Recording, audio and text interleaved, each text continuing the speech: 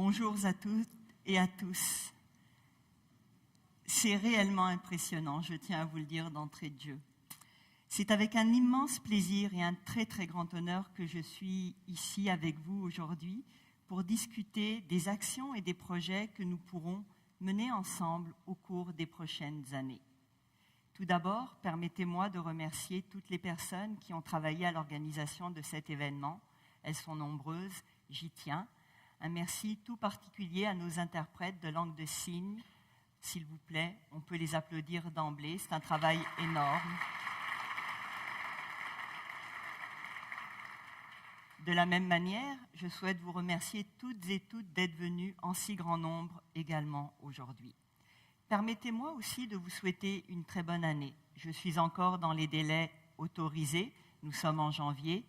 Je nous souhaite une très belle année, de la santé bien sûr avant toute autre chose, du bonheur dans nos actions quotidiennes et de la réussite. Nous en aurons besoin puisque la prochaine année en particulier sera riche d'enjeux stimulants. Permettez-moi enfin de vous mentionner à quel point, je le souligne à nouveau, je suis honorée d'être avec vous. Lorsque le conseil d'administration m'a invitée pour me confirmer ma nomination, j'étais réellement très émue. Il est rare de me voir sans mots. Et ce n'est pas une charge que j'accepte et que j'ai acceptée avec légèreté. Bien au contraire. Je vous remercie de votre confiance et je nous souhaite de belles discussions, des échanges fructueux dans la joie et l'harmonie. Ce sont textuellement à peu de choses près les mots que j'ai prononcés au conseil d'administration du mois de novembre. Vous reconnaîtrez dans le programme une communauté, 10 actions, 100 jours, les thèmes défendus l'automne passé. Programme articulé autour de nos valeurs et des actions que nous souhaitons mettre en œuvre. Notre université, qui globalement fonctionne bien, mérite que nous nous y attardions. Dans certains cas, il s'agit de grandes améliorations. Parfois, elles seront de moindre importance. Dans tous les cas de figure, elles nous engagent, tous et chacun, afin de réaliser, d'une part, ce que je me suis proposé de faire avec vous, tous, et d'autre part, de valoriser vos actions, qui peut-être au départ, bien qu'individuelles, peuvent devenir un engagement collectif pour nous tous. Je souhaite préciser d'emblée que chacune de ces actions ne peut être le fait d'une seule personne. Professeur, maître de langue, chargé de cours, rectrice, vice-rectrice, directeur, doyen, nous tous, étudiants, diplômés, nous aurons à travailler ensemble. Nous devrons peut-être de le faire. Nous aurons à collaborer également et à mener à terme les actions proposées. Cette obligation quasi morale, permettez-moi l'expression, est d'autant plus importante que si nous décidions, pour quelque raison que ce soit, de ne pas le faire ensemble, je crois sincèrement que nous raterions un tournant. Sans plus tarder, quelles sont ces actions? Vous les voyez affichées à l'écran et je vais me permettre de les énoncer. Une université pour les étudiantes et les étudiants, un nouvel essor pour la recherche et la création, les ressources humaines, un enjeu phare, l'UQAM, un milieu de vie sain et éco-responsable, une rectrice sur le terrain. Osons l'UQAM, rayonnement et positionnement de notre université, campagne majeure de la Fondation, à l'œuvre pour répondre aux besoins des unités de base, transparence des budgets et des états financiers, développement de l'internationalisation à l'UQAM. Vous l'aurez constaté, ces actions traduisent les discussions que nous avons eues l'automne passé lorsque j'ai eu l'immense plaisir de venir discuter avec vous, de m'entretenir de vos difficultés, de vos enjeux et de réaliser, il est vrai, à quel point certains aspects méritent d'être améliorés. Parfois sur le plan individuel, parfois sur le plan collectif et certainement sur le plan institutionnel. Une université pour les étudiantes et les étudiants. Que serait une université sans ses étudiants? Absurde, me direz-vous, certainement. Une première action est liée aux bourses de la Fondation. Dans le cadre de la campagne majeure lancée la semaine passée, l'engagement de la Fondation et de l'UQAM est qu'un tiers des sommes qui seront recueillies, donc environ 33 millions sur les 100 millions qui sont escomptés, seront dédiés exclusivement aux bourses pour nos étudiants. Un plan d'action pour une éducation inclusive. Je remercie et je salue ici les membres du groupe de travail qui ont remis leur rapport « Éducation inclusive, une responsabilité collective, une occasion socio-éducative pour l'UQAM ». Tenir compte de la réalité des étudiants en situation de handicap, tenir compte également de la réalité de nos étudiants autochtones, étrangers, que dire de la réalité de nos étudiants parents aussi. Tenir compte également et prêter une attention particulière aux communautés LGBTQ, favoriser une meilleure communication entre la direction et les associations étudiantes, voilà quelques-unes des pistes qui me tiennent à cœur. Un plan d'action pour l'enseignement en ligne, formation hybride, présentiel enrichi, bimodal et à distance, c'est un projet pilote de 3 ans qui est proposé par le comité d'apprentissage et la recherche du vice-rectorat au système d'information. Enfin, une dernière action, la valorisation et la reconnaissance de l'implication de l'engagement étudiant. Réfléchissons ensemble à la manière de mieux reconnaître et de mieux valoriser les multiples visages de l'engagement de nos étudiants, que ce soit leur implication dans les murs de l'université ou hors les murs de l'université et qui contribuent au développement scientifique, artistique et social. Quelques exemples que je trouve particulièrement révélateurs. Taisez-vous, vous savez, cette expérience qui permet de présenter ses travaux de recherche, ou encore Espace Blitz, ou encore Arpan. Arpan est une firme d'urbanisme à but non lucratif spécialisée dans l'intervention sur les territoires suburbains possédant des caractéristiques particulières. Voilà quelques-unes des pistes que je vous propose. Un nouvel essor pour la recherche et pour la création. François Bergeron est-il présent dans la salle? Où est François? Est-ce que François se cache? Dieu, il n'est pas là. Et c'est presque pour lui, je plaisante, c'est pour nous tous, bien sûr. Que dire de la recherche-création? Elle est une des pierres angulaires de notre institution. Donnons-lui la reconnaissance qu'elle mérite. Vous l'aurez compris, c'est la création d'un vice-rectorat à la recherche, à la création et, j'ajoute, à la diffusion, en remplacement de l'actuel bureau de la vice-rectrice à la recherche et à la création. À chaque fois que nous prononçons le mot recherche, il ne faut pas oublier la création. Elle est intrinsèque, cette notion, dans notre ADN. Mais j'y ajoute effectivement la diffusion. Cet ajout n'est pas anodin. Il témoigne de la volonté et de la tradition de l'UQAM de mettre le savoir et la culture à la disposition de la cité et de nos collectivités. Nous avons aussi la révision de la politique numéro 10 sur la recherche et la création. Cette politique a fait l'objet de plusieurs échanges, de questions, d'incompréhensions. Nous nous y sommes déjà mis à l'œuvre et nous aurons à travailler ensemble. Traduire concrètement le soutien aux unités interdisciplinaires de recherche, notamment nos instituts. Nos instituts sont au cœur du développement scientifique, intellectuel, culturel, artistique de cette institution. De quelle manière devons-nous penser les instituts? Amorcer cette réflexion ensemble à l'aube de cette nouvelle année me semble des plus stimulants. Enfin, l'élaboration d'une stratégie concertée pour favoriser la contribution de l'UQAM en matière d'innovation scientifique, artistique et sociale. Sans innovation, vous le savez, il est difficile de changer. Est-ce là une fin en soi? Non, certainement pas. Et innover demeure néanmoins l'un des moteurs de transformation économique et sociale. Les ressources humaines, un enjeu phare. Le troisième des enjeux, qui est celui-ci, me semble prioritaire. Pourquoi prioritaire? Au cours des 2 dernières années, en raison de l'abolition du vice-rectorat à la vie universitaire, il a été plusieurs fois mentionné à quel point ce lieu de discussion permettrait d'analyser de manière transversale les enjeux liés au développement humain et organisationnel de l'ensemble des personnes. Et je dis bien de l'ensemble des personnes car il ne s'agirait pas uniquement de considérer nos employés, mais aussi nos étudiantes et nos étudiants. L'université, bien sûr, est un milieu de vie, un milieu de travail, un milieu d'études.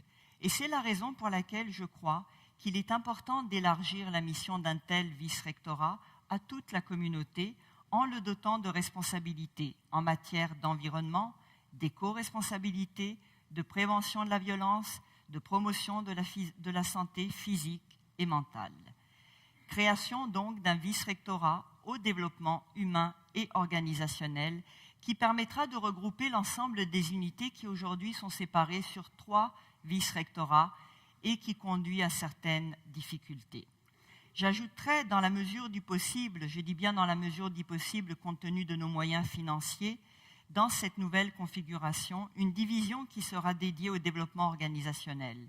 Je pense ici à la mise en œuvre de mesures liées à la planification, à la formation, au changement, à la reconnaissance du personnel. Je pense au soutien qui devient déterminant pour le cheminement professionnel, au développement de la carrière de l'ensemble de nos employés.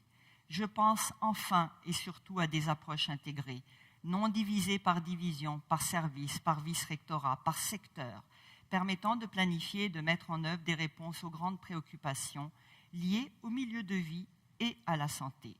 Là aussi, je l'ai souligné à plusieurs occasions durant l'automne passé, à quel point il me semblait important, pour ne pas dire déterminant, de mettre en œuvre un milieu de vie sain. Ce qui conduit tout naturellement à la 4e action proposée, l'UQAM, un milieu de vie sain et éco-responsable. Faisons tout d'abord le point sur 2 politiques. Je m'étais également commise l'automne passé à essayer de voir de quelle manière la politique 16 contre le harcèlement sexuel ainsi que la politique numéro 42 contre le harcèlement psychologique devaient aboutir rapidement. La première est en voie de finalisation. Toutefois, j'ajoute qu'avec la nouvelle loi de la ministre, il doit y avoir, vous le savez, un code de conduite qui va nous amener à travailler un petit peu sur l'aspect code de conduite, mais les travaux avancent et je remercie également le groupe qui travaille d'arrache-pied, je peux vous le dire. La politique 42, quant à elle, mérite d'être revue. Mettons également en œuvre des projets et des ressources associées à la promotion de la santé physique et mentale. J'ai bien dit les ressources associées, vous le savez. Si nous mettons en œuvre de grands projets, mais que nous ne pouvons y dédier les personnes, les budgets nécessaires, nous resterons dans le discours, le vœu pieux. Est-ce à dire que nous pourrons tout réaliser? Peut-être pas, j'y reviendrai lorsque je vais traiter des budgets. Enfin, je lance un appel à toutes et à tous aujourd'hui pour les nouvelles initiatives en matière d'environnement et de développement durable. Je salue encore ici le comité institutionnel d'application de la politique en matière d'environnement, récemment remis sur pied, et son président. Il n'y a pas si longtemps, l'UQAM était considérée comme une pionnière en matière de développement durable. Reprenons ce qui nous appartenait et essayons d'amener de nouvelles initiatives. Toutefois, je tiens à préciser qu'il y en a déjà qui sont à notre actif.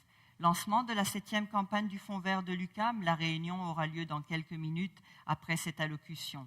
Verdissement de l'UQAM, également vous êtes peut-être déjà au courant. Partenariat avec Communauto.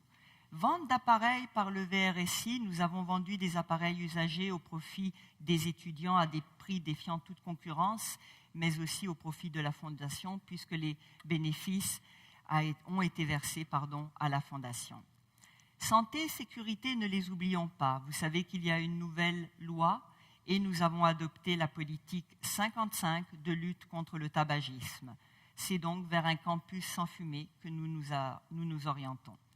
Enfin, la norme en santé et sécurité psychologique en milieu de travail. Une équipe travaille déjà, pardonnez-moi pour la redondance, sur l'implantation de cette norme qui verra vraisemblablement l'implantation autour de 2019. Une rectrice sur le terrain, c'est ainsi que j'ai appelé la 5e action. Plusieurs le savent, j'aime être sur le terrain.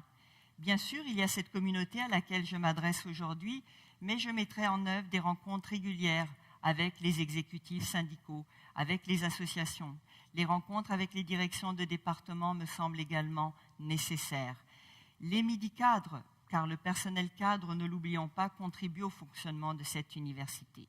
Peut-être avez-vous déjà reçu les invitations, elles sont parties au fur et à mesure et se poursuivent aujourd'hui. Vous me verrez régulièrement sur le terrain et parfois vous ne me reconnaîtrez pas. Je me transforme, je me déguise. Ce n'est pas pour passer inaperçu, c'est simplement que j'aime être avec vous. Et lorsque vous me verrez, ne soyez pas timide, venez me voir, venez m'entretenir. Ne soyez pas mal à l'aise, il n'y a aucun sujet qui me rebute. Soyez aussi simple que je le suis avec vous et accessible, vous le savez, c'est une valeur que je défends. Vous aurez noté ma tenue aujourd'hui, et elle est extraordinaire. Et vous me verrez en jeans avec mes docks que j'affectionne. J'ai fait 800 km pour les acheter, je tiens à le préciser. C'est ainsi que je traduis aussi le changement et ce qui était mon slogan un petit peu « Osons l'UQAM ». Bien sûr, quand la fonction l'exige, je n'aurai pas cette tenue. Mais lorsque ma fonction ne l'exigera pas, lorsqu'il n'y aura pas de rendez-vous avec la ministre ou avec les parlementaires, ou vous savez combien il peut y avoir de rendez-vous, j'aurai une tenue qui sera, à mon avis, plus accessible également. Et lorsque je ne serai pas disponible, cela risque d'arriver, vous le savez, souvent. J'ai une très belle équipe avec qui je travaille. Ils sont également partie prenante de tout ce que je propose. Nos vice-recteurs, vice-rectrices, nos doyens, nos doyennes sont là également pour vous écouter. Vous le savez, je favorise le dialogue. Je le tue, je vais le vivre, je vais l'incarner. Je favorise la concertation et la collégialité. Cependant, il y a une notion qui m'appartient, c'est celle de l'imputabilité. Et ultimement, cette imputabilité sera la mienne. Et il s'agit ici, vous l'aurez compris, de prendre des décisions avec les membres du conseil d'administration de l'UQAM. Osons l'UQAM, rayonnement et positionnement de l'université. Pour ma part, j'ai déjà commencé, je vous le décrirai pendant la période de questions. C'était le thème de la campagne, bien sûr. Sur ce thème en particulier, je vous invite à me transmettre vos témoignages. J'aimerais créer une page web sur le site de l'UQAM, bien évidemment, où nous pourrions accueillir les témoignages des étudiantes, des diplômés, des professeurs, des chargés de cours, des maîtres de langue, des employés, des cadres, des recteurs, vice-recteurs, directeurs, doyens. Ouf! Est-ce que j'ai oublié quelqu'un? Non. Mais il est important, si l'UQAM a joué un rôle pour vous, si elle continue de jouer un rôle pour vous, faites-nous part de ces témoignages. Déploiement d'une stratégie de positionnement, de mise en valeur de l'université, de sa communauté, de ses réalisations à l'échelle locale, du municipal au provincial, au fédéral, à l'international. Rencontres avec les médias, les gouvernements, bien sûr, l'UNESCO, les consulats, les missions à l'étranger. J'étais déjà hier, moi, à Ottawa, où j'ai en une journée enchaîné 4 réunions en chaîne. Je les ai toutes faites en me disant comme ça, c'est déjà positionné. C'est important. En ce qui concerne les médias, je ferai très attention, surtout lorsque j'engagerai la position de l'université, à vous consulter au préalable, bien évidemment. Toutefois, parfois les réactions sont demandées dans des délais très courts, vous le savez aussi. Et vous savez, c'est le métier du journaliste, et nous avons une formidable école ici qui défend cette position-là. Si toutefois je devais aller parler aux médias sans vous avoir consulté, ne m'en tenez pas rigueur trop rapidement. Conférences, tribunes, corim, chambres de commerce métropolitain, les invitations sont déjà faites. Nous sommes invités pratiquement partout. D'ici le mois d'avril, vous verrez plusieurs événements. Et ne pas oublier le jubilaire en 2019 de cette grande dame. 50 ans, c'est à souligner. Il y aura un appel à tous pour recueillir vos suggestions. Ce terme de rayonnement, je le dis, tout comme les autres, n'est pas les fruits d'une seule personne, mais nous mobilisera. Et je suis certaine que vous serez nos fiers représentants, nos fers de lance, nos héros, ce que vous faites déjà au quotidien. La campagne majeure de la Fondation est une campagne extraordinaire, ambitieuse à la hauteur de ce que nous sommes. Si vous étiez présents aux 2 lancements qui ont eu lieu la semaine passée, tant sur la place du Judith-Jasmin, et ensuite au cœur des sciences, vous avez vu qu'il y avait beaucoup de monde.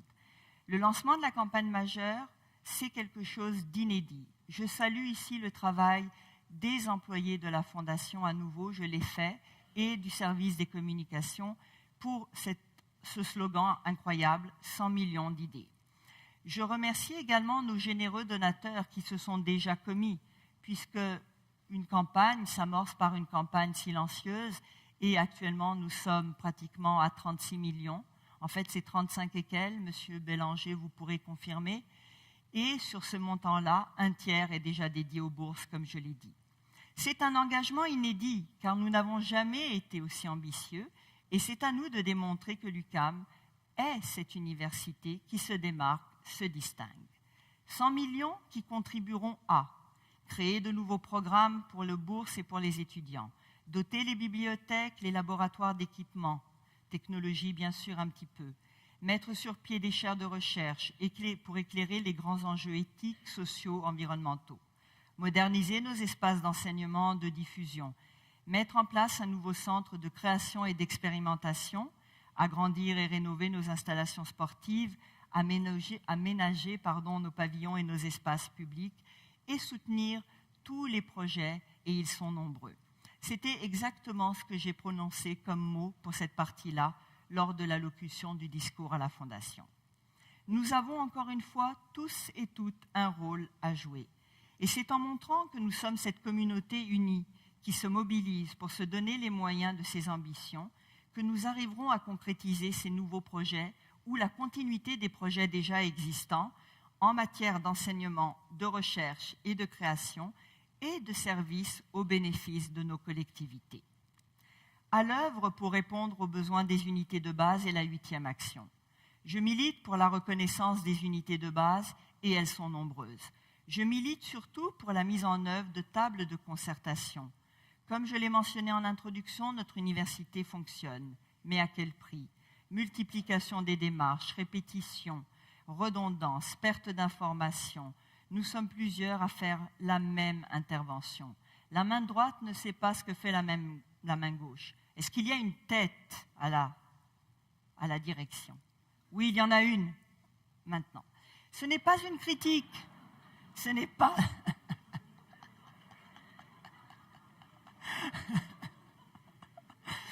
Désolée, ce n'est pas une critique, bien évidemment, je taquine, vous le savez. Mais nous devons être un peu plus efficaces. Comment ? Tentons de simplifier. Lors de la campagne, vous avez été extraordinairement généreux. Vous m'avez donné tellement d'idées.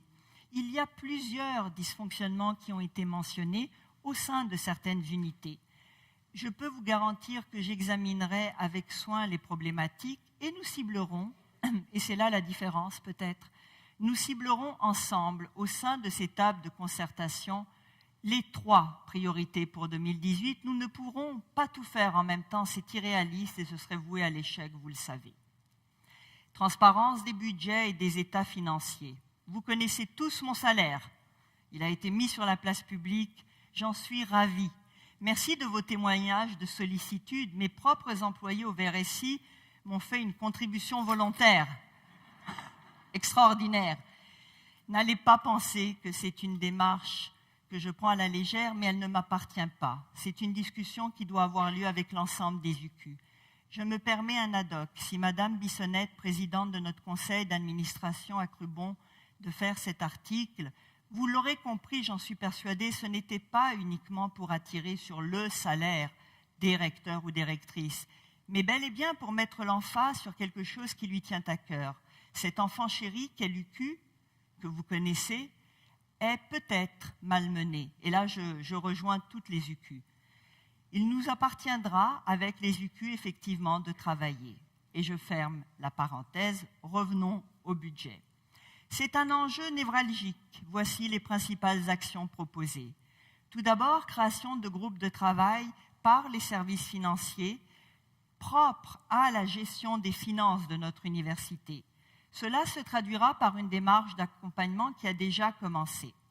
Actuellement, cet exercice débute, mais l'on voit déjà, en tout cas de mon côté, je le perçois déjà au regard des commentaires que je reçois, qu'il y a une meilleure compréhension de ce qu'il faut faire pour établir les priorités budgétaires, pour comprendre les priorités, pour comprendre de quelle manière on fait un budget.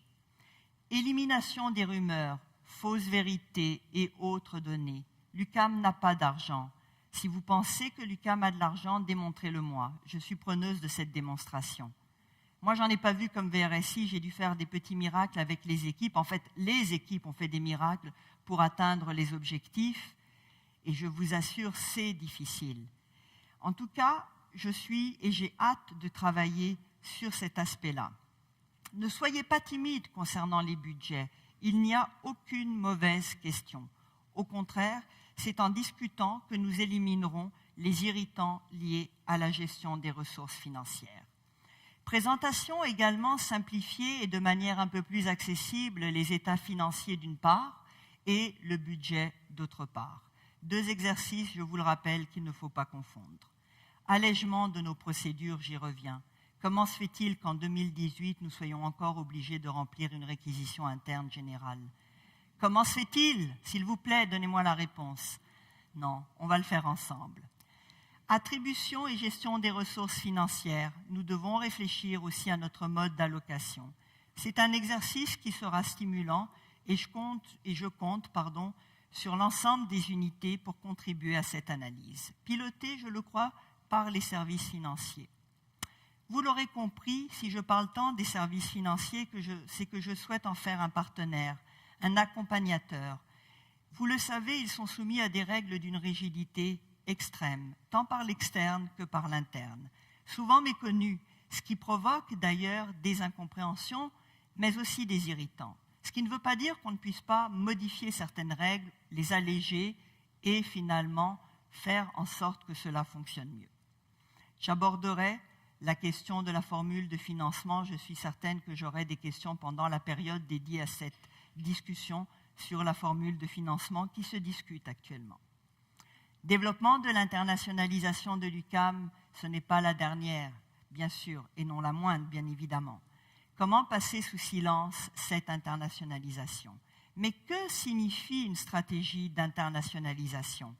Tout d'abord, il nous faut réfléchir à cet aspect, et c'est en relançant le comité conseil pour le développement international que nous allons y parvenir.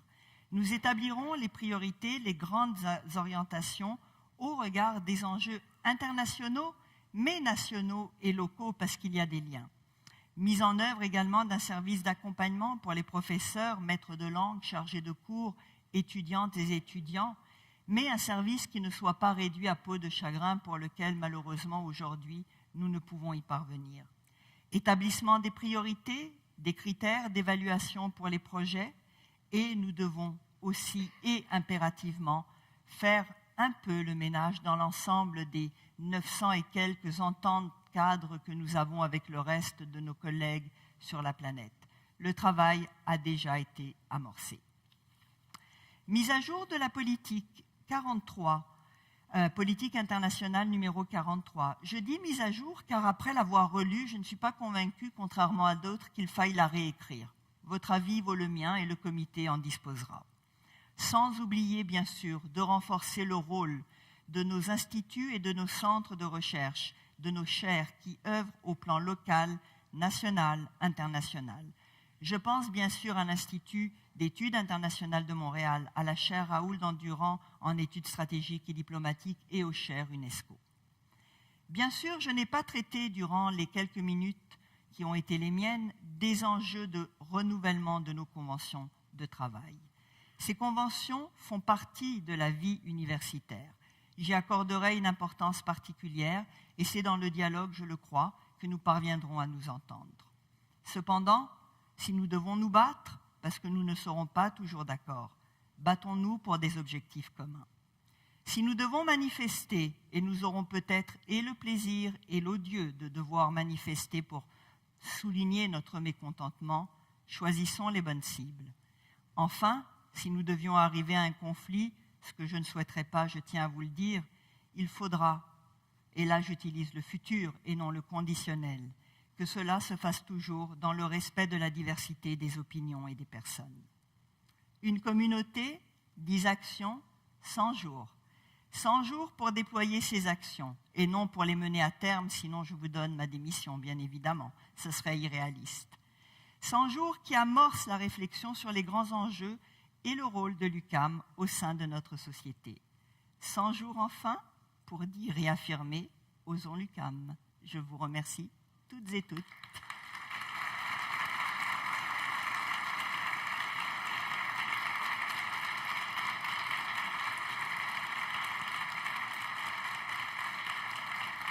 La parole est à vous. Alors, vous avez vu que je suis entrée sans protocole. Et c'est sans protocole que je vous invite à prendre la parole. Vous avez des micros de chaque côté de la salle. N'hésitez pas, ils sont là pour vous. S'il y a des points qui suscitent intérêt, interrogation, commentaires, critiques, peut-être pas tout de suite, mais pourquoi pas? Allez-y. Madame la rectrice, Alain Gerbier, École des médias, je vous souhaite une très bonne année. Merci. Sachant que votre charge est très lourde. Oui.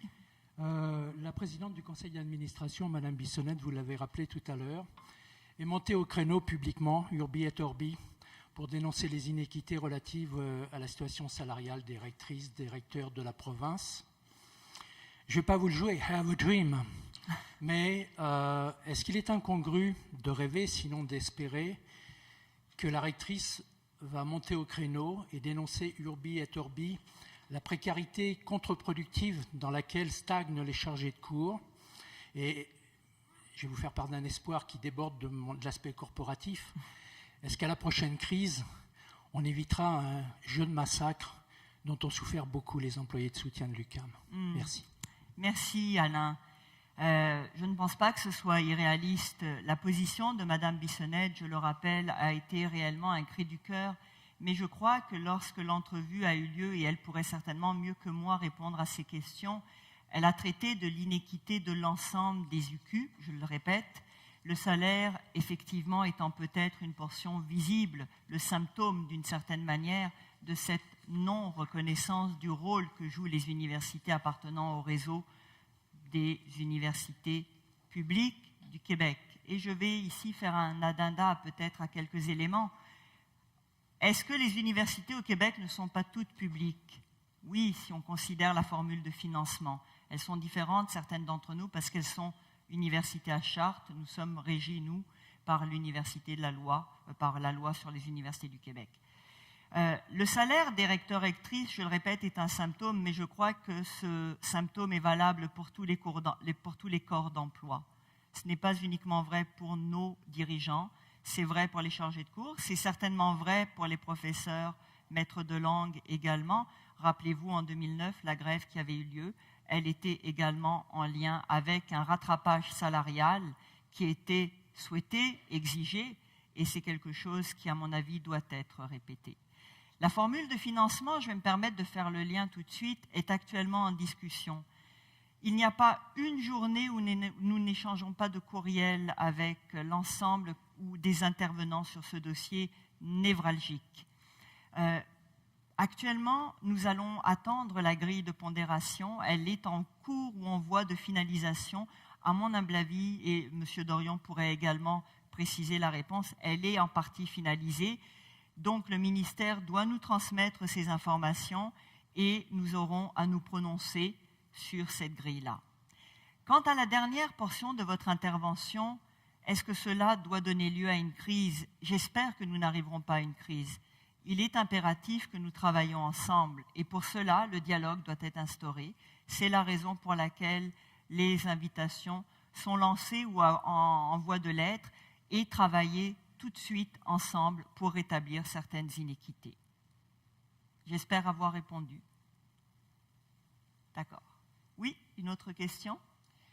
Marie Blais, chargée de cours au département d'études urbaines et touristiques et présidente du syndicat des chargés de cours de l'UQAM. Je peux vous confirmer, mais ce n'était pas ça ma question, que les chargés de cours de l'UQAM sont parmi les moins bien payés au Québec. Oui. Mais ce n'est pas l'objet de ma question, c'est un constat, et ça, c'est à négocier. En fait, ma question était sur la formule de financement. Vous avez commencé à l'aborder. C'est fort inquiétant, c'est-à-dire que vous avez indiqué notamment comment le réseau UQ était défavorisé, comment la formule comme telle est aussi défavorise le réseau UQ. Non, je vais faire un ad hoc tout de suite. Si ça a été dans la phrase, la même phrase, non.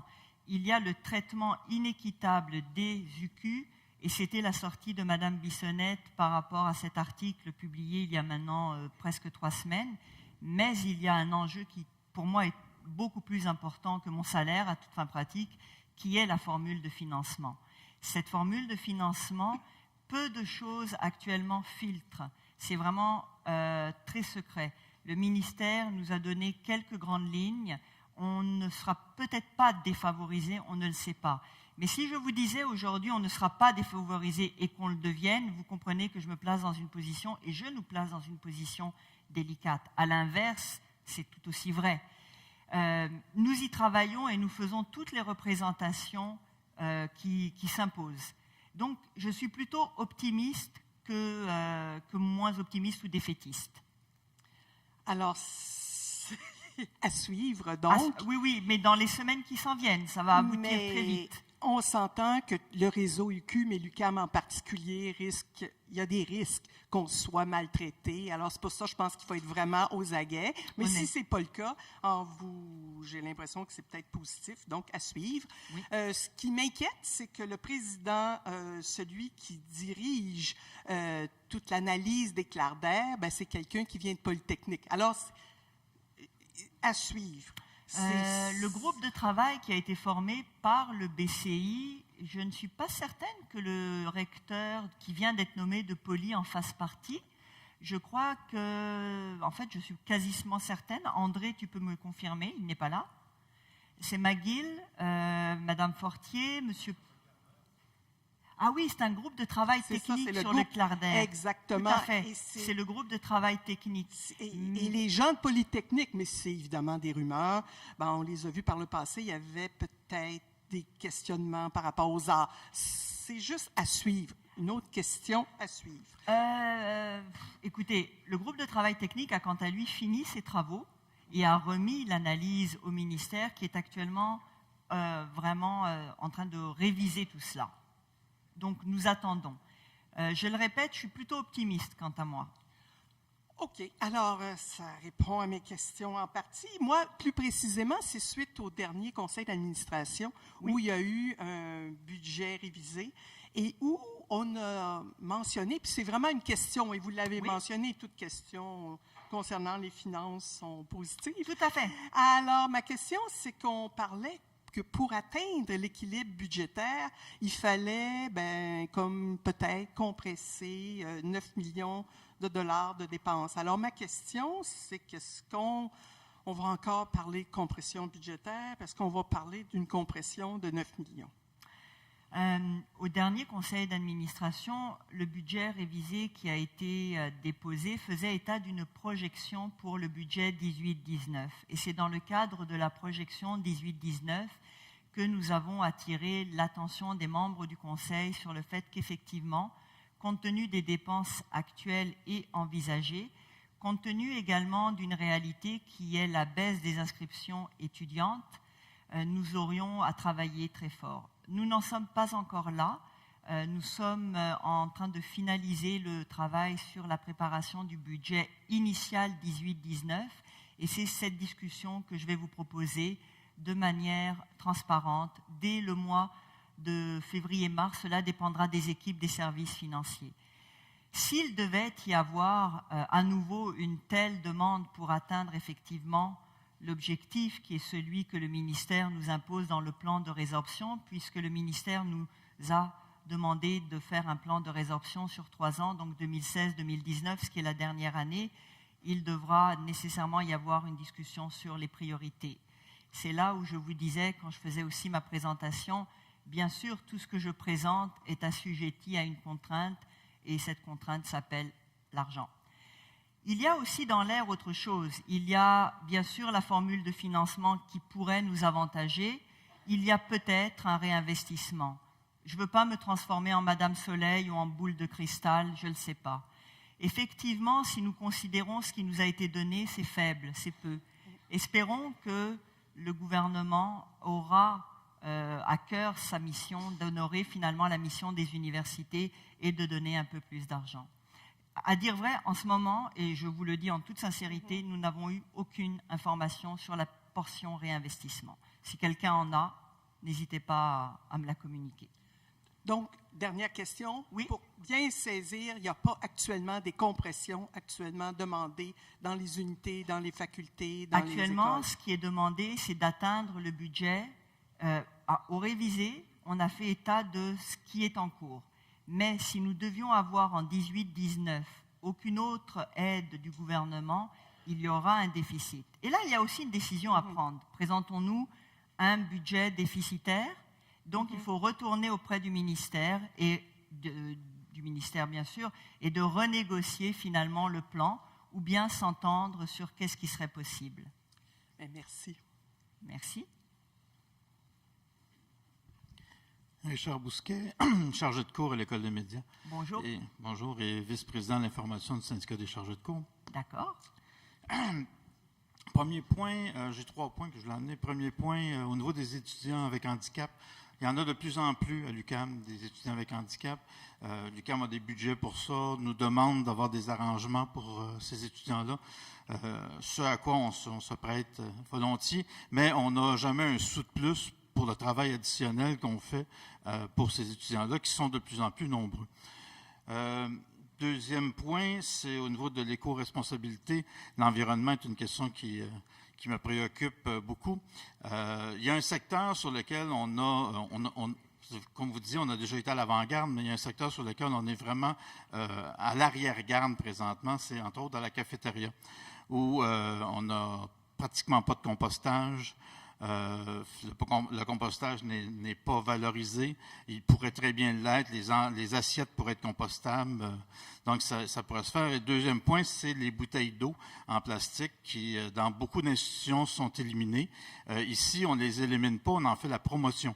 Donc, on a des menus du jour avec la bouteille d'eau en promotion. Donc, je pense qu'on a un bout de chemin à faire au niveau de l'environnement à la cafétéria. Et le troisième point, c'est un point sur lequel on a échangé un peu, vous et moi, c'est sur la question de la fondation. Parce que j'ai écrit dans l'infolette du SCUC que vous promettiez un règlement prochain sur le conflit de travail qu'il y a à la fondation, parce que les employés n'ont pas de convention collective, sont syndiqués depuis 2015 et sont encore en train de négocier leur première convention collective. Et il ne semble pas y avoir beaucoup de dialogue entre l'employeur et l'employé. Je comprends très bien, effectivement, suite à votre commentaire que vous m'avez envoyé, que vous n'êtes pas à la table de négociation, que la Fondation est indépendante.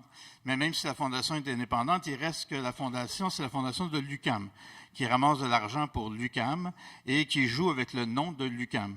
Donc, je pense qu'il y a une question ici de notoriété, de réputation, de jouer avec la réputation de l'institution en ne réglant pas ce conflit-là. Et comme je le disais dans l'infolette, moi, je me garde une petite gêne et j'attends que le conflit se règle avant de faire mon don, que je fais à tous les ans, mais pour cette année, j'attends que ça se règle avant de faire mon don. Merci. Alors, on va les prendre dans l'ordre. Donc, les étudiants en situation de handicap, effectivement, c'est une réalité qui devient peut-être de plus en plus importante. Les budgets qui sont associés sont à eux d'une certaine manière, vous le savez. Mais nous avons déjà des discussions avec le service à la vie étudiante de voir de quelle manière on doit mieux traduire, mieux aider, mieux accompagner, pas seulement les étudiants, mais l'ensemble des employés qui travaillent. Vous avez raison, la charge de travail augmente, il est vrai. Maintenant, c'est quelque chose qui doit être discuté avec l'ensemble des partenaires et je suis absolument favorable à cette discussion-là et de voir de quelle manière on peut ou répartir ou mieux ou pas les budgets qui pourraient y être associés. Donc cette partie-là, elle est dans les mains des personnes qui sont aux tables, au comité et de voir ce qui peut être fait. J'attire ici votre attention sur un point. C'est une collègue de communication sociale et publique qui s'appelle, si elle me permet d'être mentionnée, est-ce qu'elle est ici avec nous, Véronique? Non? Bon, mais je la mentionne pareil, même si elle n'est pas là. Véronique, donc le Duc, professeur au département, et qui a une particularité. C'est la première professeure malentendante de l'UQAM que nous avons embauchée, que le département de communication sociale et publique a embauchée. Véronique est venue me voir dès début janvier pour me proposer une actualisation de la politique sur l'accessibilité. Ce que j'ai déjà convenu sera déposé à la commission des études du mois de mars un projet. Et ce qui est important dans cette discussion que j'amène, c'est que ce n'est pas uniquement pour les étudiants et les étudiantes, mais bel et bien pour l'ensemble des personnes qui travaillent dans l'université et qui étudient dans l'université. Donc, pour la question des situations handicap, c'est ce que je peux dire. Le deuxième point que vous avez amené, celui d'un environnement éco-responsable. Oui, il y a un appel qui est lancé. L'appel a été lancé depuis le mois de décembre sur des initiatives. Comme je vous le dis, aujourd'hui siégera un comité, en fait le comité qui détermine les actions à mener. Soyez bien à l'aise d'amener cette discussion-là à cette table-là. Elle n'est pas unique, cette table. Il pourra y en avoir d'autres. Les bouteilles d'eau, pour ma part, les assiettes en gros plastique qu'on pourrait laver plutôt que recycler serait quelque chose qu'on pourrait faire, des aspects qu'on pourrait améliorer. Tout ça, bien sûr, va être accepté et je crois que nous sommes un petit peu en retard. Compostage. Toutefois, il y a des défis. À chaque fois que l'on fait un changement, il va falloir l'expliquer, il va falloir faire comprendre le bien fondé. Cela nous appartiendra de le faire. Comme vous, je ne pense pas que ce soit si difficile. Bannir les bouteilles d'eau, peut-être que ça pourrait être une des premières actions. Il ne faut pas oublier que ces personnes aussi sont des entreprises auxiliaires, travaillent au sein d'entreprises auxiliaires. La fondation, le dernier point sur lequel nous avons échangé, effectivement.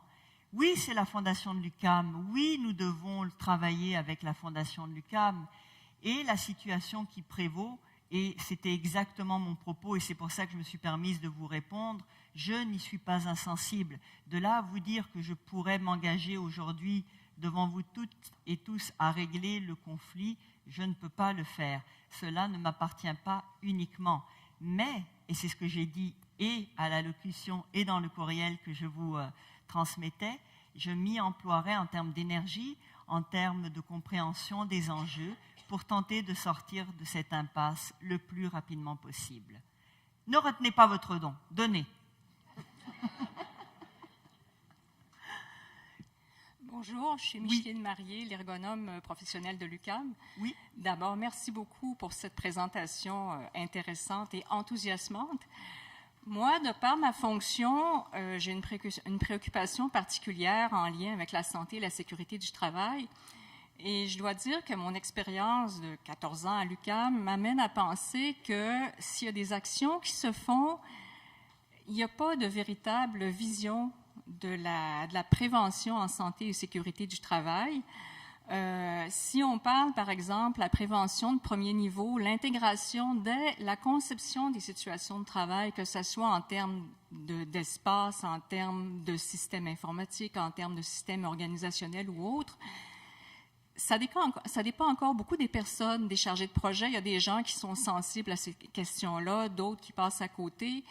Dans certains cas, on peut non seulement ne pas aggraver les conditions de travail, mais les corriger à l'occasion de projets. Dans d'autres, ben, ça se fait et puis tant mieux si tout va bien après. Le deuxième niveau, c'est que quand on constate qu'il y a une situation problématique, là encore, il y a des moments où on arrive à la corriger parce qu'on a les budgets ou que c'est pas trop compliqué, ça touche pas trop d'unités différentes. Mais il y a des situations, moi j'ai été témoin de situations quand même assez problématiques qui ont perduré ou qui perdurent encore depuis des années parce que c'est comme entre deux chaises. Il y a comme personne qui prend la balle en fait. Puis le troisième niveau, ben, c'est quand quelqu'un est en arrêt de travail et doit revenir au travail. Il y a différentes approches qui ont été développées par les différentes facultés des ressources d'organisation du travail dans les différentes universités, y compris à l'UQAM. Dans quelle mesure est-ce que ces nouvelles pratiques sont intégrées par notre service des ressources humaines? Là encore, ça peut dépendre de personnes. Mais le résultat de tout ça, c'est qu'il y a une espèce d'éclatement de la pensée, des actions. Il n'y a pas une vision cohérente. Et puis, quand il y a toujours des moments où il y a des contradictions, en fait, entre différents points de vue. Est-ce qu'il y a un lieu où ça peut être arbitré? Est-ce qu'il y a un lieu pour déterminer les priorités? Est-ce que l'UQAM dispose d'un portrait de la santé des employés à partir duquel elle pourrait déterminer ses priorités? Et puis enfin, vous avez parlé de différentes politiques, mais pas de la politique numéro 1, qui est la politique sur justement les conditions de santé, sécurité du travail et d'environnement. Est-ce que ce ne serait pas le moment en lien avec, on le retrouve dans plusieurs de vos enjeux, mais avec la création du vice-rectorat ressources humaines, de vraiment mettre un enjeu là-dessus, de se donner une politique claire, cohérente, axée sur la prévention et non sur, mettons, axée sur la prévention, disons. Oui à tout, voilà, c'est facile. Oui.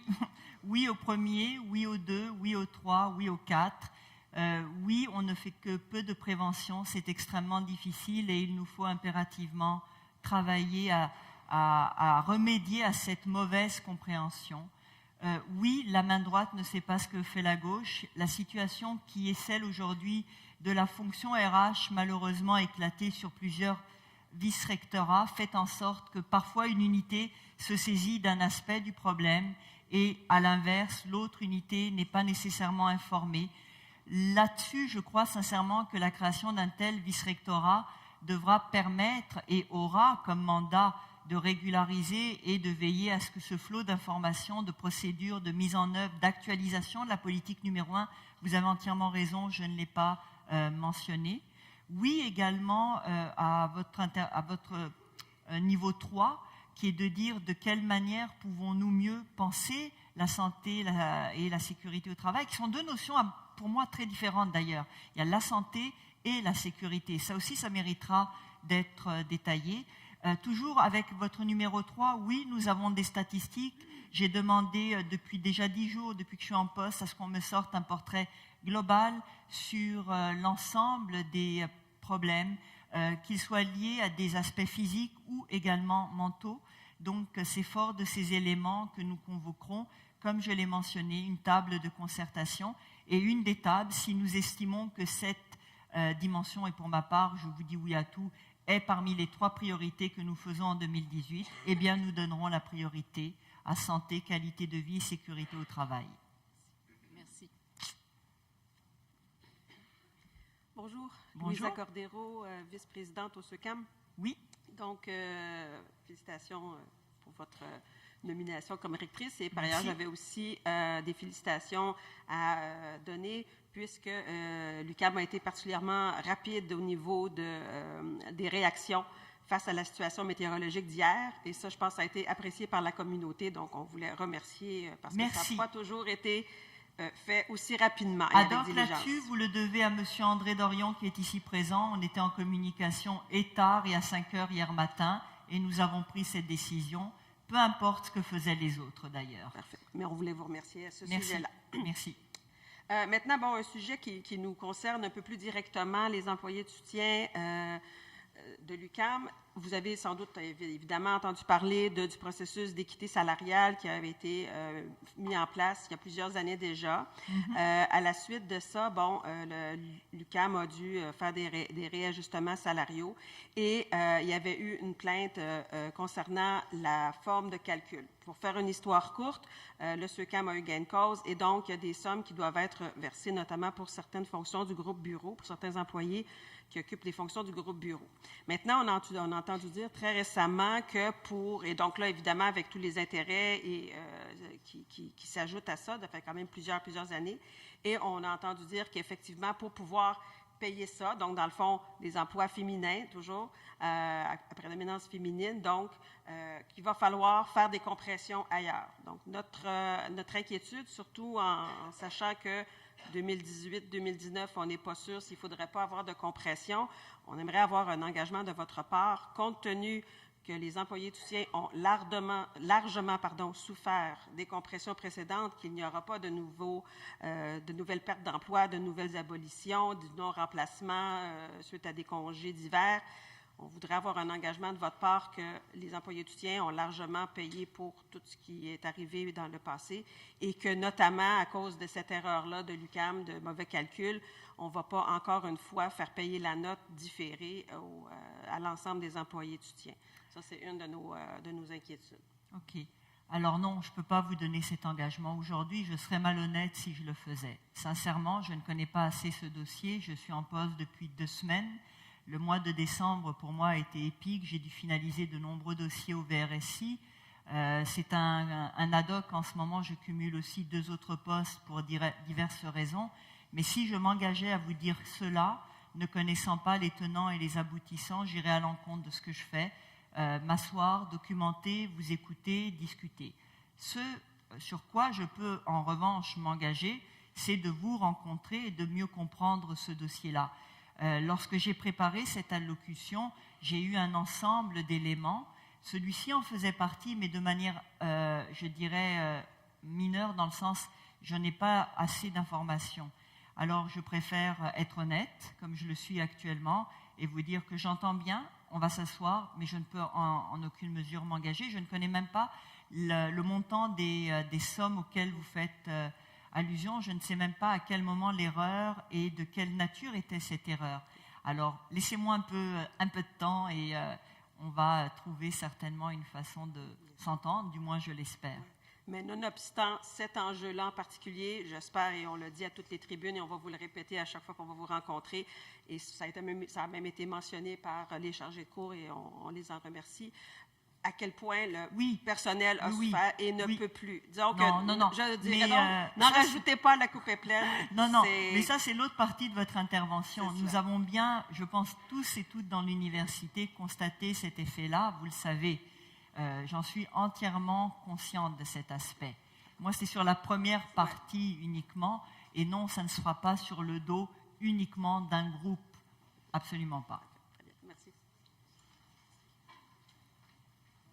Oui. Bonjour Madame la rectrice. Bonjour. Merci tout d'abord d'avoir réinstauré cette communication annuelle entre la direction, le rectorat et la communauté. Merci aussi d'y accorder un temps important pour les questions. Oui. Je suis donc Michèle Nevers, la présidente du syndicat des professeurs, et au nom de mon exécutif tout au moins, et sans doute d'autres, eh bien, on veut vous souhaiter un bon début de mandat. Et nous souhaitons que vous trouviez les actions politiques nécessaires pour le rassemblement de la communauté UQAMienne, pour le rassemblement des forces de travail à l'intérieur de l'UQAM et pour le rassemblement aussi notamment du corps professoral. Nous souhaitons que vous trouviez ces actions politiques, que vous les meniez. En écoutant votre présentation, on a bien compris que vous créez 2 vice-rectorats, pas vraiment 2, en tout cas il y en a un qui va être revu, on va le refondre et c'est une bonne chose, et puis un deuxième qui est la création du vice-rectorat aux ressources humaines, ce avec quoi nous sommes parfaitement en accord, vous le savez. Ces vice-rectorats, bien sûr, ils vont être en charge et ils vont aider le soutien aux étudiants. Ils vont aider sans doute la diminution des problèmes de santé mentale, de burn-out, de fatigue que vit la communauté dans son ensemble. Mais vous savez aussi que pour régler aussi ces problèmes-là, ça passe par la création de postes et notamment par la création de postes de professeurs. Ça soutient les étudiants, ça développe la recherche, ça peut régler une partie de la précarité des chargés de cours et ça va aussi soutenir les employés de soutien qui se retrouvent avec des tâches insurmontables.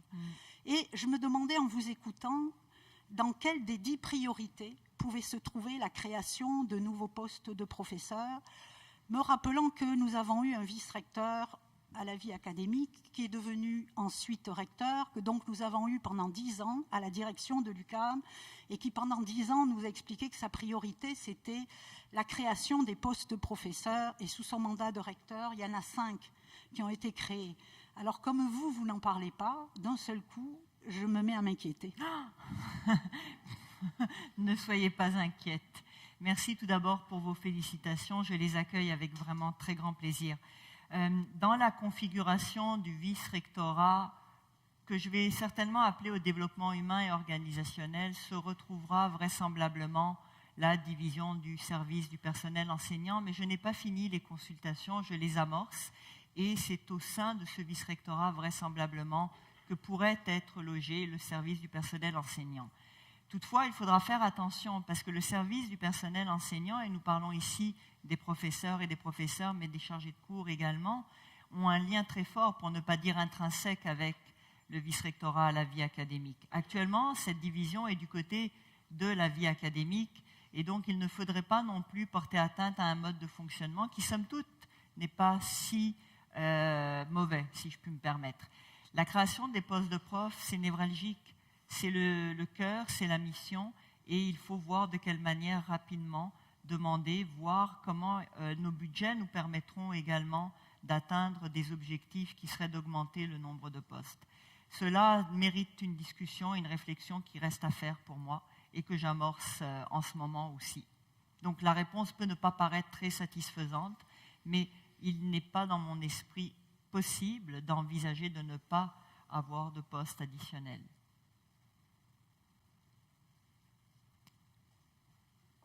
Merci. D'accord. Est-ce qu'il y a d'autres questions? Donc, bonjour Mme Fusaro, je me Bonjour. présente, je m'appelle Vincent Cloutier, je suis président de ALSEC UQAM, une formidable association présente à l'UQAM qui favorise le développement du leadership des jeunes par l'entremise d'échanges, que ce soit d'opportunités de bénévolat ou de stages à l'étranger. Donc, j'ai vu dans votre première action, qui est celle d'une université pour les étudiantes, que votre 4e point était par rapport à la valorisation et la reconnaissance de l'implication étudiante. Considérant que du côté anglophone, partout au pays, on a un fort taux de rétention chez les jeunes étudiants dans les groupes étudiants et qu'on en a beaucoup plus qu'ici à l'UQAM. Je voulais savoir effectivement comment vous allez pouvoir, dans votre mandat, pouvoir valoriser et mieux reconnaître les étudiants qui s'impliquent ici à l'UQAM et qui font rayonner l'UQAM tant sur la scène provinciale, nationale, voire internationale. Alors, j'ai vraiment hâte de travailler ce dossier parce que pour avoir été directrice de programme pendant plusieurs années et avoir soutenu même l'engagement des étudiants du programme, mais de d'autres programmes également, souvent je me faisais la réflexion qu'on n'était pas en mesure de leur donner cette reconnaissance qui, somme toute, pourrait être plus aisée qu'il n'y paraît à formaliser. Il y a bien sûr d'un côté ce que l'on peut être ou reconnaître comme étant des engagements financiers. Vous le savez, il y a des bourses pour la reconnaissance de l'engagement, mais c'est des bourses qui sont de petits montants, très difficiles à obtenir. Cet aspect-là me semblerait être à corriger de manière assez importante et rapidement. Et je ne pense pas que ce soit difficile. De quelle manière émettre également peut-être des formes d'attestation, des formes de reconnaissance papier, mais qui soulignent et qui concrétisent finalement cet engagement. De quelle manière également permettre aux étudiants qui sont déjà impliqués de traduire sur la base de l'externe par des comités, par des formes de travail qui sont à définir ensemble, somme toute, les actions prioritaires et urgentes. Ce n'est pas à moi d'en décider, je ne crois pas à toute fin pratique. Je pense que c'est quelque chose qui doit être discuté. Et c'est une des raisons pour lesquelles, vous avez vu, j'ai déjà invité les associations étudiantes à venir me rencontrer. L'invitation est partie pour les assos, je suis quasi convaincue qu'elle est partie hier. Et j'ai déjà reçu d'autres messages des assos. Il y a la reconnaissance, mais il y a d'autres aspects que nous devons discuter. Et ce sera à vous également de proposer ce à quoi vous avez en tête. Donc, la balle est dans votre camp, dans notre camp, faisons-le ensemble. Merci beaucoup. Merci à vous. Est-ce que cela achève notre période de questions? Il n'y en a plus? Eh bien, merci à toutes et à tous. J'espère vous retrouver très rapidement sur ces tables, ces comités, vous rencontrer à la cafétéria si besoin. Et je vous dis et je vous souhaite à nouveau une très très belle année.